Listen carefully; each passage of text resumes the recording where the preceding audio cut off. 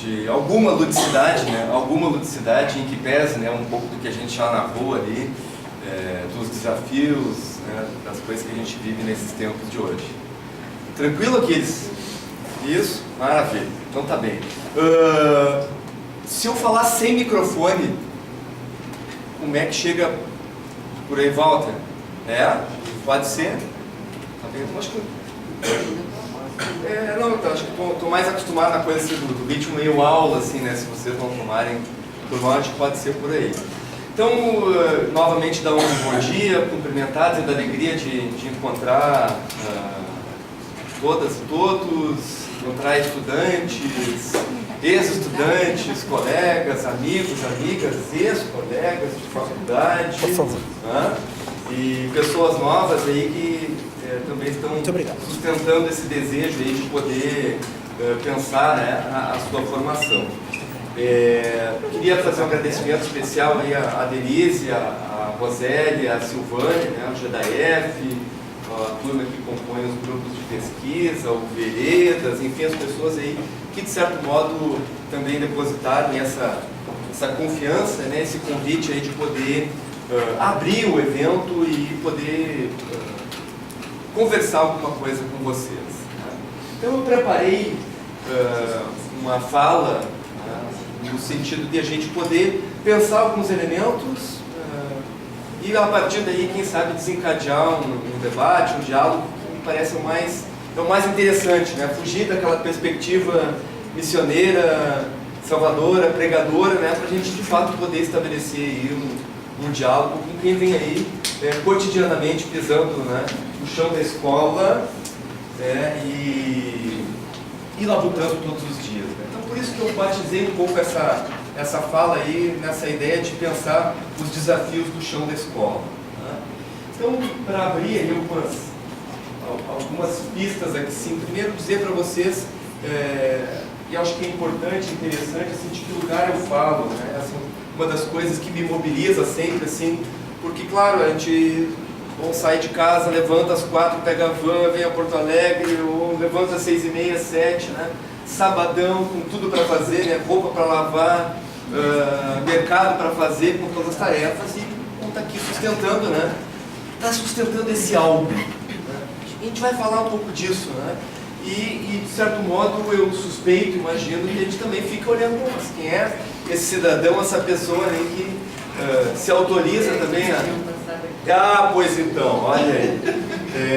Que se autoriza aí a dizer algo pra gente, né? Então, meu nome é Elisandro, eu sou formado em licenciatura em Educação Física também, como acho que quase nós todos aqui, se não nós todos.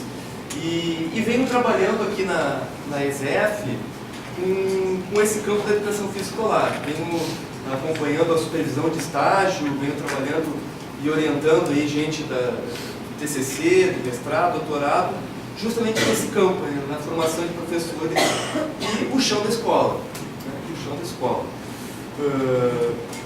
Trabalhei na rede escolar, trabalhei na rede estadual, antes, essa é uma memória que eu gosto de dizer, né? Na verdade a história minha, uma docência um pouco anterior, eu fiz magistério, foi uma memória, um percurso bastante interessante, assim, né? Era quase uma raridade, era eu e mais um outro rapaz, né, no glorioso Instituto Gomes Jardim de Guaíba, né, fazendo magistério, isso na década de 90.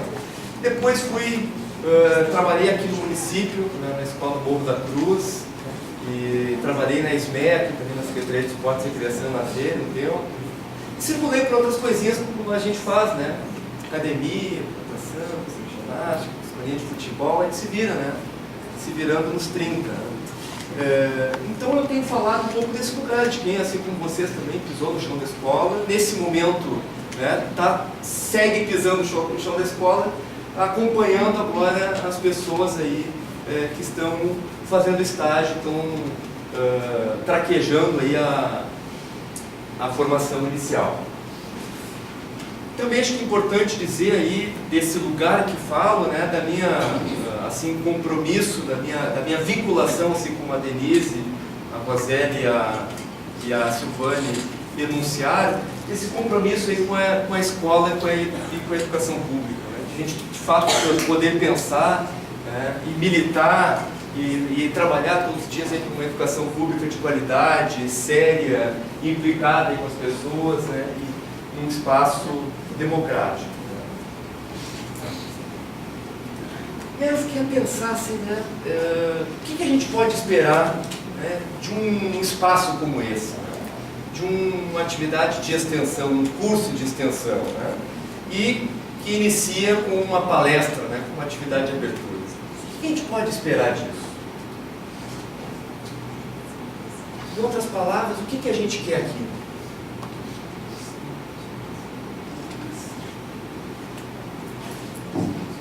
Minha querida Prof. Vânia aqui sussurrou assim ali conhecimento, né? Trocas. Né?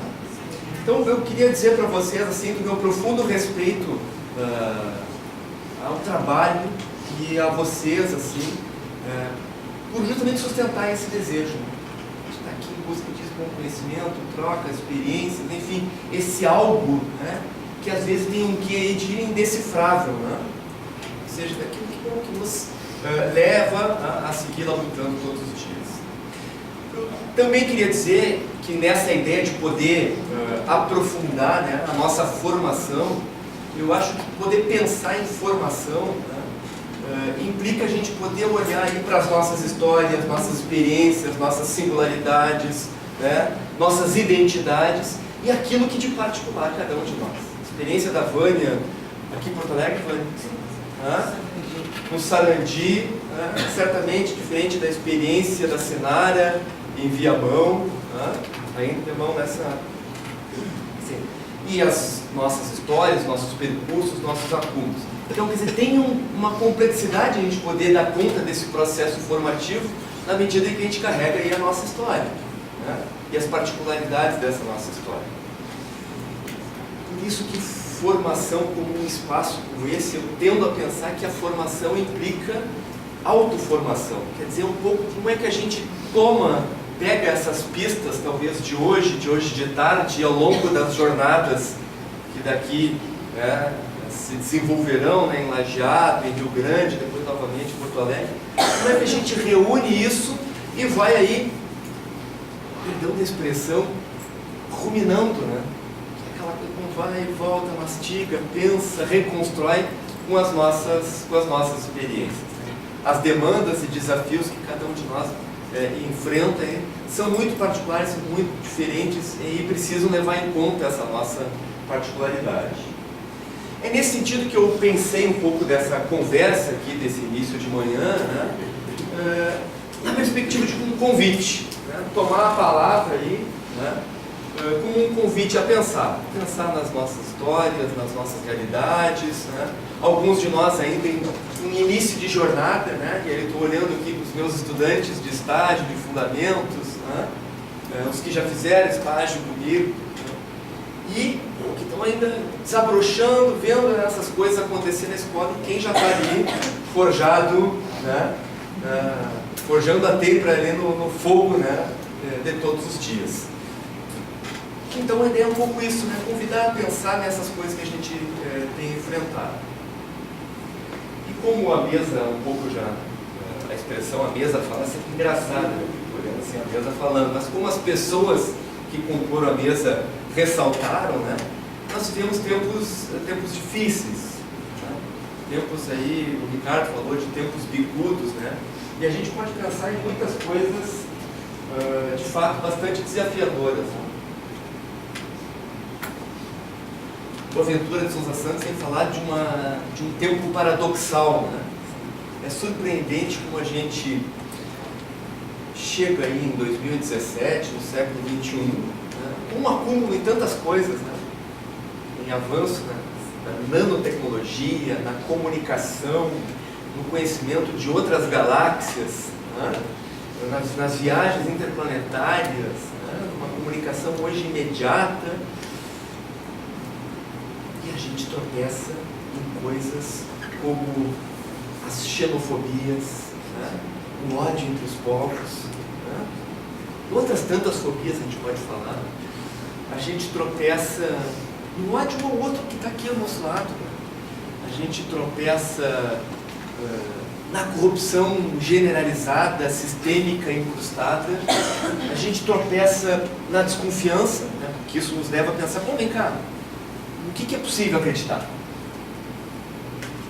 Em quem é possível? Nas instituições, nas pessoas, nos grupos, né? Esses são tempos, de fato, desafiadores. Em que pese isso tudo, nós seguimos vivendo, né?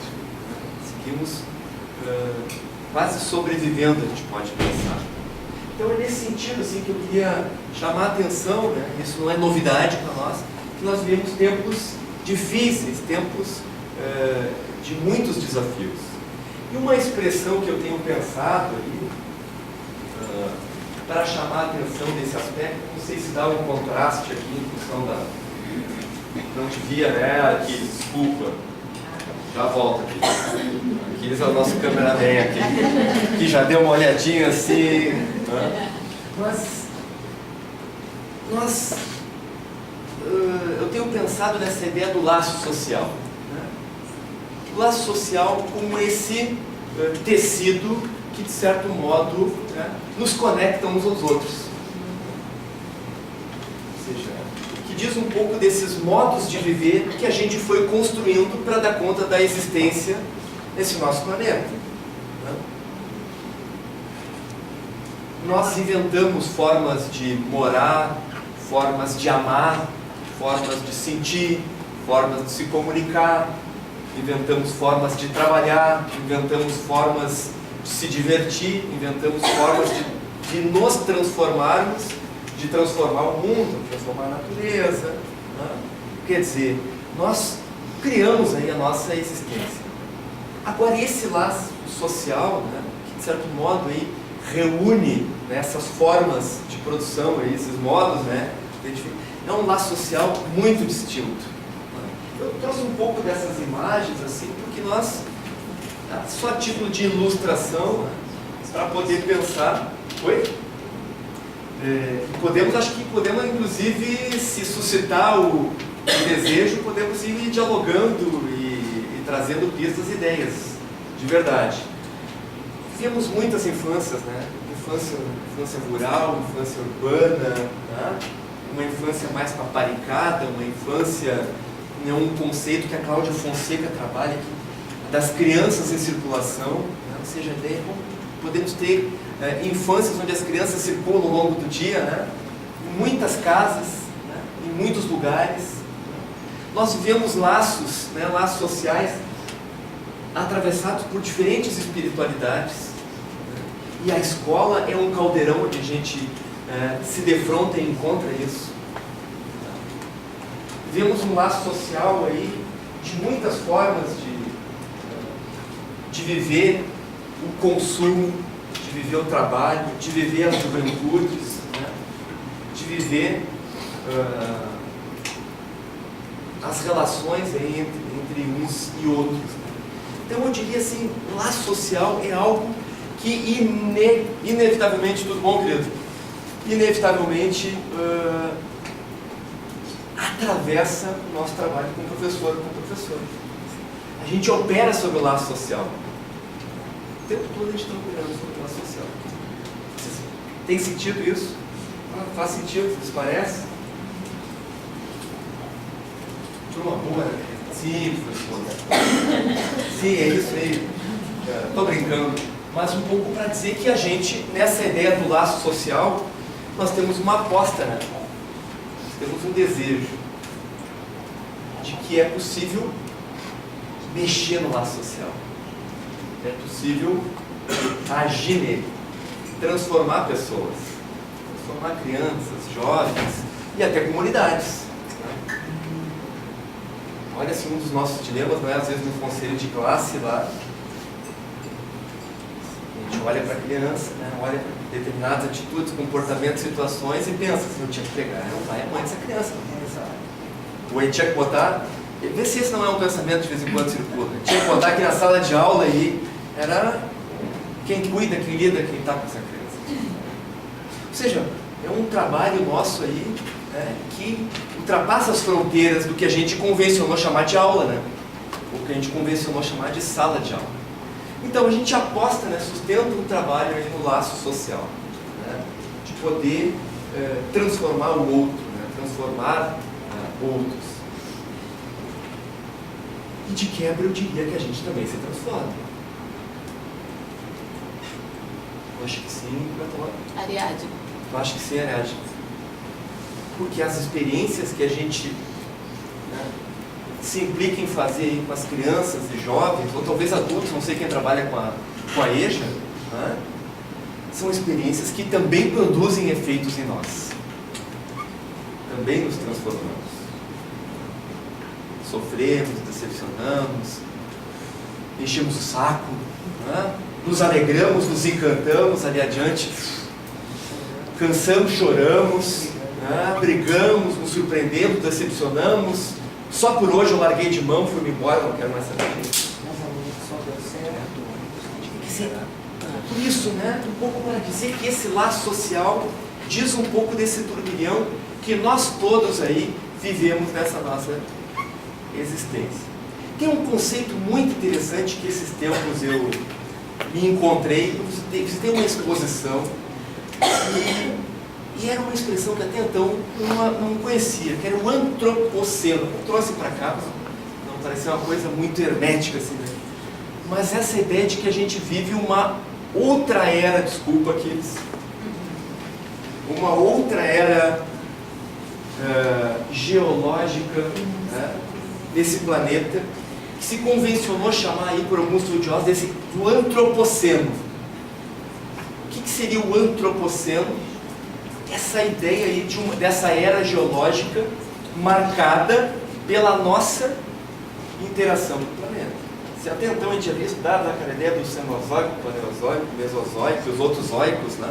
A extinção dos dinossauros, a glaciação. Bom, essa é uma era marcada pela nossa existência aqui, pela profunda transformação com o planeta, né, e entre nós. O que eu estou chamando a atenção um pouco disso é de que essa interação, né, não é algo que nós estamos falando assim de hoje, de quando a gente se tornou professor, né, mas é uma interação aí que a humanidade vem construindo, né, há alguns milhares de anos.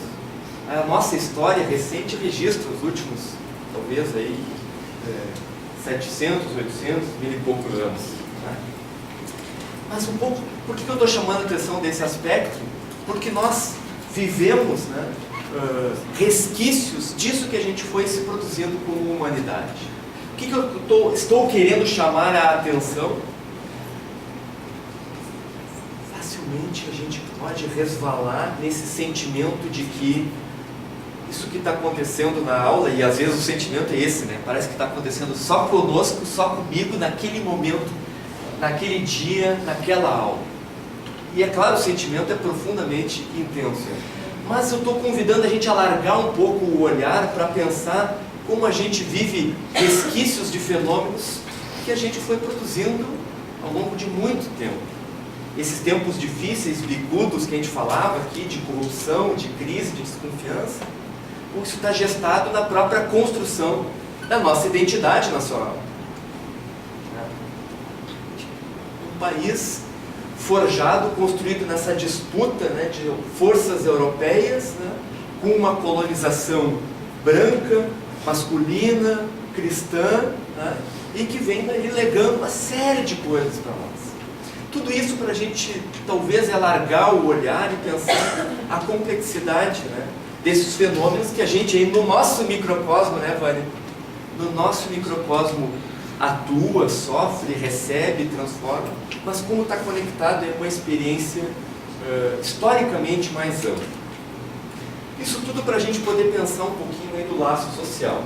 Essa altura do campeonato, vocês podem estar se indagando assim, bom, o evento era de educação física, formação em educação física, e já vai entrar na nossa cena aí, né?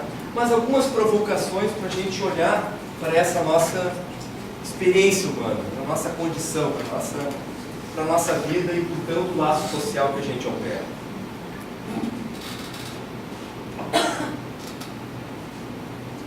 Muito rápido, num ritmo tranquilo. Guilherme, voz chegando numa boa aí. Guilherme faz assim, significa Segue o baile, maravilha. Bom, eu havia comentado anteriormente aí, ao laço social, que a gente vive tempos de alguns desafios. E essa foi uma palavra, uma noção que eu tomei, né, como uma ideia que pode ser interessante para a gente aí conduzir a conversa de hoje. Né? Essa ideia de desafios. Né? Eu diria uma palavra que, vez por outra, circula, assim, né? Inclusive para alguns gestores colocarem sobre nós, né, assim, não, os professores precisam encontrar fórmulas de superar os desafios, quase como uma perspectiva assim, criativa, salvadora, e te vira Ana Paula e o Alan. Vocês se virem. Né? E a gente às vezes toma essa coisa do desafio como de fato assim, né? Meio Jedi, assim, mas vamos mesmo. Né? Bom, para provocar o quanto às vezes isso nos mobiliza e carrega paradoxalmente essa armadilha, né? Essa armadilha culpabilizadora que dizer, vai e faz. Né? Bom, moçada, essa ideia de desafio, eu fiquei olhando para a expressão assim, e desafio é uma expressão que pode, eu diria, suscita uma ideia de duelo, né? Duelar com o outro, confrontar o outro, né? Ser desafiado. Né? Mas dá para a gente poder olhar essa ideia do desafio numa perspectiva etimológica, né? Se a gente for olhar desafio, tem o des, né? Tem um pouco do desfazer, né? Do desconstruir, e a ideia do fiar, né?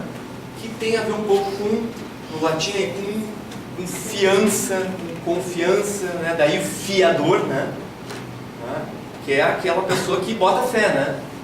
Bom, eu atesto que a Micaele vai pagar um aluguel, porque se não pagar eu, né, cubro ela, né?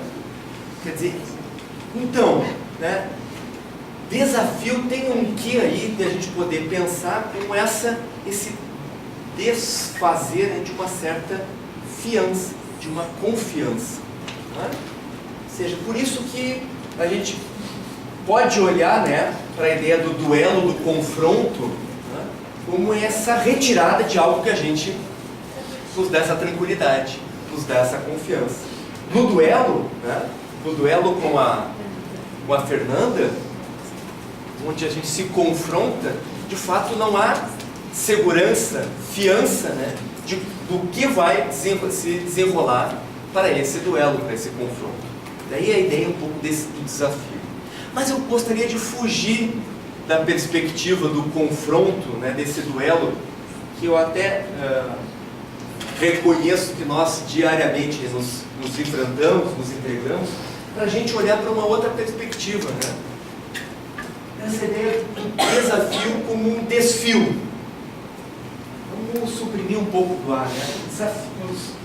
E a gente poder olhar para os nossos duelos e confrontos e ir desfiando eles. Ou seja, ao invés de nos desafiarmos, desfiarmos.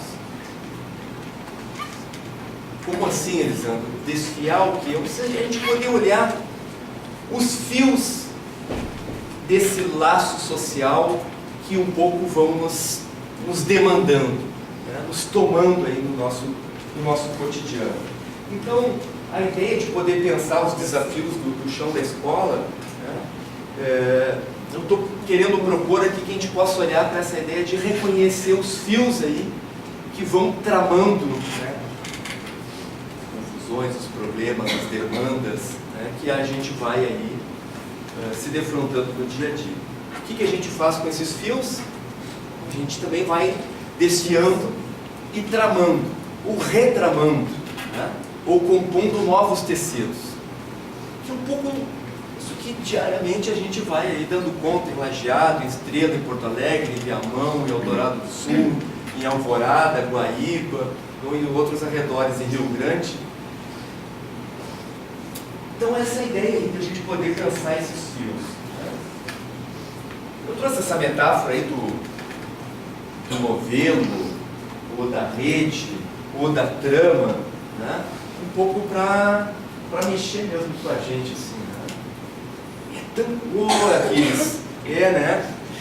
É inevitável. Sabe quem me conhece dando aula aqui, uns quantos foram meus alunos, sabe um quanto eu estou, inclusive, me segurando para ficar só aqui, né? Normalmente eu circulo com o pessoal, interajo e tal. Me perdoa, querido. Vai ter que editar esse vídeo umas quantas vezes, José?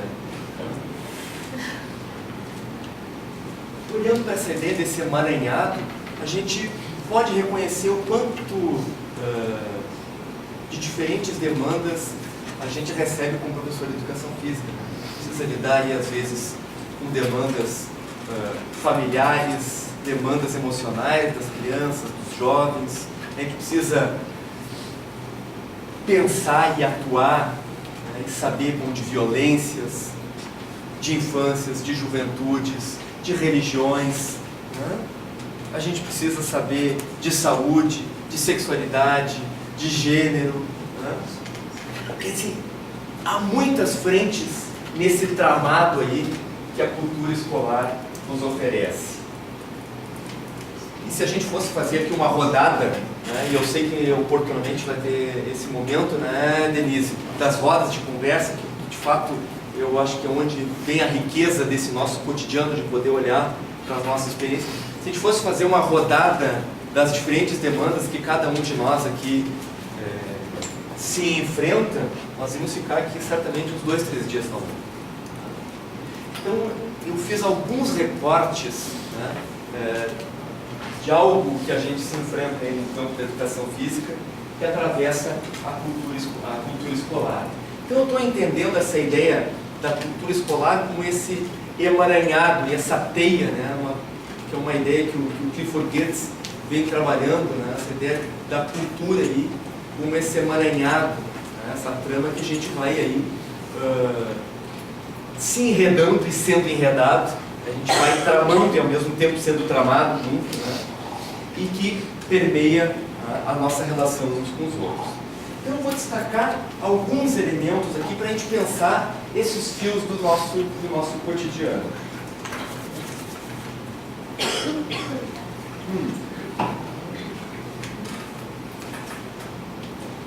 Uma das coisas que eu tenho pensado, né, nós temos tomado aí as práticas corporais, os elementos da cultura corporal como nosso objeto de estudo, né, como aquela ferramenta que a gente entende que é possível produzir efeitos sobre os outros. E é certamente por esse tesão que nós tivemos com a ginástica, com a dança, com a corrida, com o esporte, com a brincadeira, com o jogo, né, com a aventura. Foi por esse tesão, né, que a gente se mobilizou em algum momento das nossas vidas pela educação física e transformou isso no nosso trabalho, que a gente acredita que pode produzir, né, algo sobre o outro. Mas é curioso, né, porque sendo a cultura esse terreno aí, onde a gente compartilha códigos, práticas, hábitos, sentimentos, rituais, né, a gente espera inscrever o estudante nessa trama, né, nessa cultura das práticas corporais. Mas inscrever, né, o estudante nessa trama, ou seja, levar ele a experimentar isso, onde a gente normalmente, né, imaginava produzir aprendizagens, prazeres e desejos de fazer, também implica, né, que o estudante experimente, né, os sabores e os dissabores das práticas corporais. Por que eu estou chamando a atenção disso? Há uma certa representação na escola, não sei se vocês concordam, assim, as crianças adoram educação física. Uma vez eu escutei uma escola em que eu trabalhei, a diretora olhou para mim assim: numa próxima vida, eu quero ver professor de educação física, porque eles amam vocês. Eu tinha um sentimento paradoxal, assim, porque sim, eu fiquei pensando, eles, tá bom, tem uma certa paixão, um certo amor e tal, mas às vezes eu ficava pensando, tá bom, eles têm um amor pela educação física que eles querem, né? Que eles desejam, que eles formatam, né? Então o famoso é aquele só que não, né? Eu fiquei pensando, as crianças adoram a educação física, só que não, né? Eu ia pensar isso, assim, né? Talvez a educação física que eles, né? Só, vamos jogar bola, hoje é livre, né, Sônia? É futebol, Deixa a gente escutar o rádio aqui, só. Bom, então, essa armadilha, às vezes, a gente cai nessa armadilha, né? De que a educação física necessariamente todo mundo ama, todo mundo faz, né? Com implicação, com desejo e tal. Né? Só que não, né? Só que não. Então, esse é um dos fios aí que eu acho que a gente, de vez em quando, é emaranhado. Como lidar, né, com esses dissabores, né, que as crianças aí... Bom, a satisfação de realizar uma acrobacia, sim, é um tesão. Mas vem cá, o medo de ser caçoado no jogo. Ou de como a gurizada diz, né? Pô, o pessoal fica se arriando em mim, né, senhor? Há um gozo, né, para produzir uma solução tática da criançada. Mas, junto, muita vergonha deles se exporem em determinadas práticas corporais. Quer dizer, experimentar as nossas aulas, experimentar as práticas corporais, carrega paradoxalmente isso, né? Os sabores e os dissabores. Mas é medo de errar e ser caçoado. Desculpa, mãe. Medo de errar e ser caçoado. Medo de errar e ser caçoado. Quanto é social. E outra coisa, a educação física eles amam hoje, mas agora está... Não precisa. Mas o pessoal está querendo... Olha a troca, a educação física e o celular. A Vânia falando aqui da educação física e o celular. O pessoal tem trocado, né? A educação física e o celular. Nós estamos, eu acho, num processo de transição a esse, né? Esse, eu nem botei a imagem, né, da internet, do Instagram, do Face, mas isso diz de um laço social em transformação. Sim. Sobretudo porque ele confronta um laço social em que nós nos produzimos, nós nos inventamos. Vocês vão lembrar, a gente fazia os trabalhos. Carol nem vai lembrar disso, né, Carol? Mas a gente tinha uma coisinha antigamente chamado máquina de escrever. E a gente fazia um curso chamado datilografia. O teclado é o mesmo, Carol. O teclado é o mesmo. Sim, é mais macio agora. É mais macio. Estou brincando com isso porque, né, Vânia? Isso diz muito dessas diferenças intergeracionais. A Carol, gente, porque eu estou falando, porque é minha querida aluna de uma disciplina que a gente está fazendo agora, uma prof em formação. E talvez a Carol esteja muito mais próxima, né, desse laço social com a gurizada de hoje. Porque é tecnologia, né? Esse laço social, né, coloca a gente aí em lugares diferentes. Questão, o que a gente faz com isso nessa área? Vamos ter a roda de conversa. Então eu estou um pouco provocando de como é que isso vai jogando entre nós. Como é que eu estou de tempo, Denise? Joia, a Denise disse que eu posso fazer o intervalo, a gente almoça e voltamos depois. Não tem problema. São só 58 slides, é rapidinho. Brincadeira. Bom, pelas nossas diferenças, né, a Vânia já tinha antecipado um pouco da jogada, bem, né? Mas pelas nossas diferentes caminhadas aí, pessoais, sociais, históricas, né, nós significamos as práticas corporais de diferentes vias. Ou seja, nós vamos apresentar diferentes formas de se apropriar e de dispor essas práticas. Talvez a gente esperasse, né, imaginasse que os estudantes fossem fazer a nossa aula de cabo a rabo. Hoje eles até experimentam, né? Vamos fazer uma coisa, daqui a pouco... Com licença. Ai, cansei, né, senhora? Ai, cansei, né? Mas... Estou ficando suado. Estou ficando suado. É interessante pensar como, né, o desejo, que é algo que a gente imaginava que seria pleno e intenso e cronologicamente, né, acompanharia a aula toda, ele fica assim muito flutuante. Aí daqui a pouco, voltei, né, senhora? Voltei para a aula. E voltei porque tem alguma coisa acontecendo, porque a amiga voltou junto, o amigo voltou, e já deu umas... É um negócio muito doido, gente. É um negócio muito doido. E isso também nos joga para esse terreno de vem cá. Como é que a gente encadeia esse laço social? Como é que quando esse sujeito está conectado comigo? Vamos lembrar, né, dos nossos tempos de faculdade, eu suspeito que a gente gostava um monte de jogar, se implicava, suava, fazia aula, acabava a aula e ia para outra, acabava a aula e ficava jogando mais um pouquinho e tal, né? Mas eu confesso com vocês, Carol, agora vou dar uma confissão. Eu fico surpreso até hoje mesmo nos bancos da faculdade, Carol, Simone, eu fico surpreso hoje até nos bancos da faculdade. No banco da faculdade, pessoas, hoje não vou fazer isso. Não vou. Às vezes nem enrola muito justificativo, sabe? Não vou fazer. E pronto. É surpreendente, né? É surpreendente. Então tem algo aí enigmático que a gente não consegue acessar no outro, né? Nesse laço aí.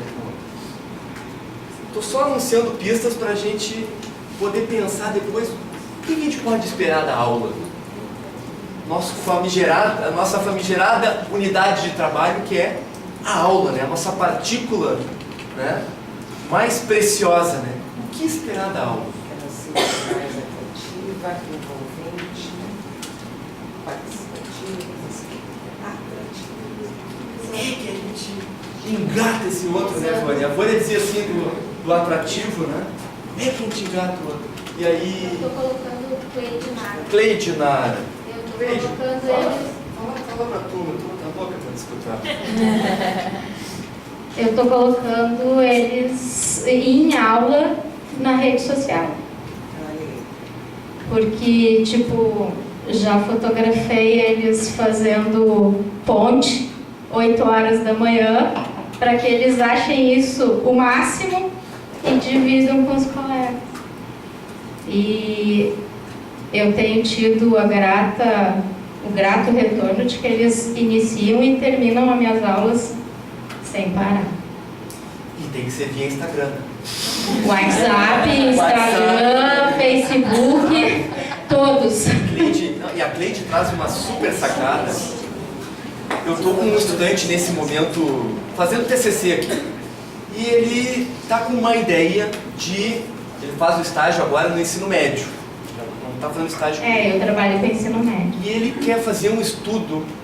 E, professor, eu acho que os estudantes vão se interessar mais com a aula se eu começar a ensinar para eles algo da biomecânica, da cinesiologia. E aí ele montou uma apostila, não, porque eu acho que se eles entenderem onde é que é a inserção, a origem, os grupos musculares, claro, básico, não estamos falando da consciência corporal.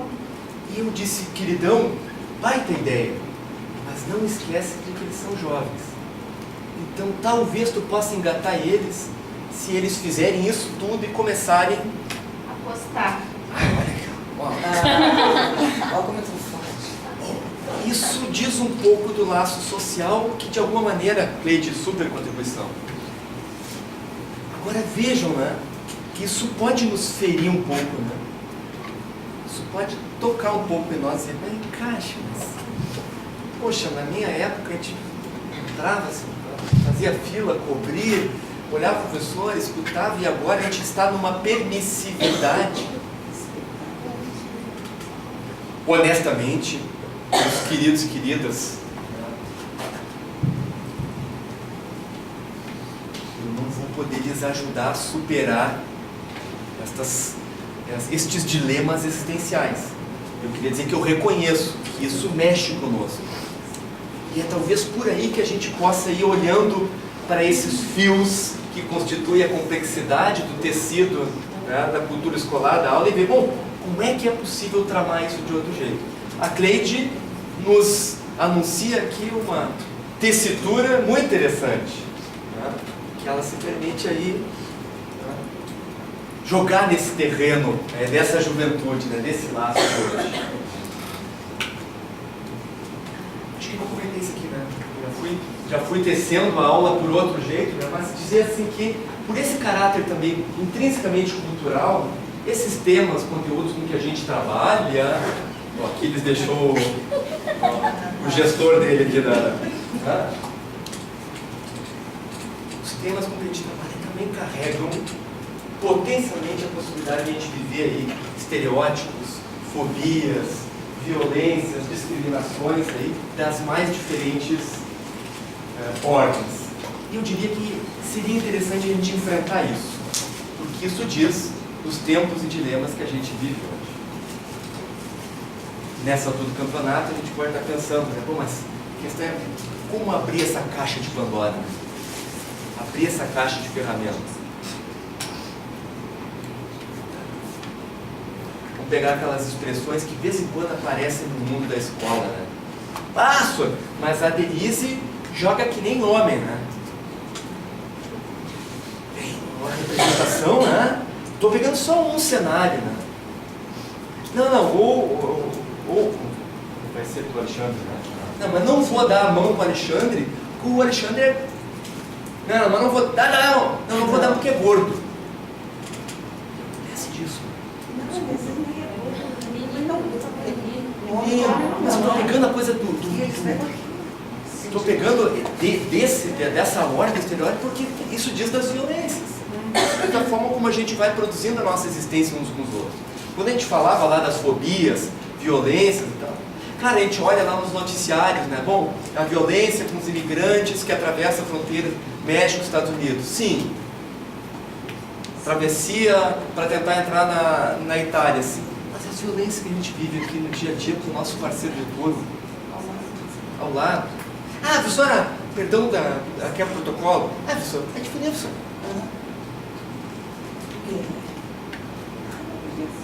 Bom, então, esses são temas aí que vão também nos enredando, né? Esse é o tipo do fio aquele que vai nos... Gente, amiga querida, um pouco do que eu estou sinalizando, assim, estou parceiro e reconhecendo o quanto a gente no dia a dia, né, vem lidando com esses impossíveis da educação. Chego lá. Bom, e é quase uma decorrência dessas formulações aí que não raras vezes, né, ocorrem desencontros entre aquilo que a gente propõe, idealiza, deseja, com o que de fato os estudantes aspiram. Vamos jogar futebol. Não, senhor, não vou. Isso eu já acompanhei na aula. Não vou fazer aula de capoeira, senhor. Que capoeira é batuque, né, senhor? Batuque, né, senhor? Isso não é de Deus, né, senhor? Representações que circulam com os temas da cultura corporal. Não, senhor, vai. E a gente olha assim, um tema, em princípio, genuinamente brasileiro, né? Mas olha a associação possível. Bom, os meninos não passam bola, não pedir a gente, então não vamos nem jogar. O tempo todo a gente precisa estar manejando esses desencontros. Né? Não é pouca coisa, né? Não é pouca coisa. Isso toma uma energia tremenda. Bom, só para sintetizar, né, minha gente, essas relações entre os estudantes, né, as resistências, os desejos, as projeções, né, os espaços que a gente dispõe para dar aula, os espaços de tempo, né, os espaços, não só espaço aula, né, quadra, ginásio, campo, quadra, saibão, sala, salão, né, mas o espaço de tempo. Se a gente fizer uma continha rápida aí, né, 2 períodos por semana, 45 minutos, 1h30, 4 semanas no mês, 1h30, né? 6 horas no mês, vamos botar 10 meses, bem chorando, 10 meses de aula, né? Feriado, não dá isso, não, otimismo, Natasha, otimismo. 10 meses de aula, tem feriado, tem que de classe, tem recesso, tá, vou arredondar 10 para eu fazer 10 vezes 6 aqui. Umas 60 horas, né, uma turma ao longo do ano. O que é possível produzir nessas 60 horas, por exemplo, só para falar, né, das discriminações aí de gênero e sexualidade? Só para falar disso. Das questões étnico-raciais. É uma vida, né, para a gente mexer isso no outro, né, porque é mexer na identidade uns dos outros. Então, os limites espaciais falam um pouco, né, desses dilemas da gente poder tramar aí um TCC. Eu venho dizendo para os meus estagiários aqui na ESEF, que na escola é um tempo de muito plantio. Planta, muito plantio. E uma colheita que não vem no mesmo tempo do tempo todo. Vem depois e num tempo que a gente nem necessariamente acompanha. Isso às vezes nos bota numa posição angustiante. Ainda assim, eu diria... O pessoal tá louco para escutar, Silvana. Escutar a Cleide. Não, o Paulo Freire, lá na Pedagogia da Autonomia, ele vai dizer que a educação é quase que um investimento a fundo perdido, porque os resultados às vezes vêm 20, 30 anos depois e a gente nem está mais podendo acompanhar, podendo olhar, né? Vai, Natasha. Mas é preciso plantar. Preciso plantar. Estão brincando, é preciso plantar. Mas a questão é o que sustenta o nosso plantio. Onde é que a gente pode olhar, né, para seguir plantando? Eu ia contar uma história aqui do parkour, mas vou deixar para depois para a nossa conversa. Desses dilemas e desses desafios que a gente anunciou rapidamente, eu queria chamar a atenção de uma ideia que, eu diria, atravessa a nossa experiência, a nossa docência, mas nem sempre está muito claro para nós. É que a expressão objeto ela não é melhor, mas é o que o Messard traz na produção deles, essa ideia de que o nosso objeto do trabalho docente, que é o outro, que é a interação humana, escapa continuamente às medidas do trabalhador. Então a gente faz a aula, toreia, cuida, chama atenção, dá uma mijada, planeja, isso aqui, mas algo escapa. A gente não dá conta de tudo, a gente não controla o tempo todo. E acho que essa é uma dos desafios aí, das coisas que mais nos toca, né? A gente não consegue pegar todo mundo o tempo todo.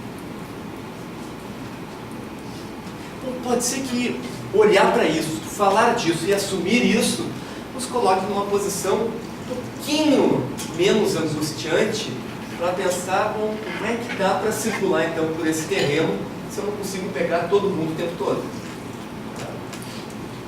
Esse fenômeno que ele chama de exterioridade, né, do objeto de trabalho, né, explica de fato, né, explica o fato de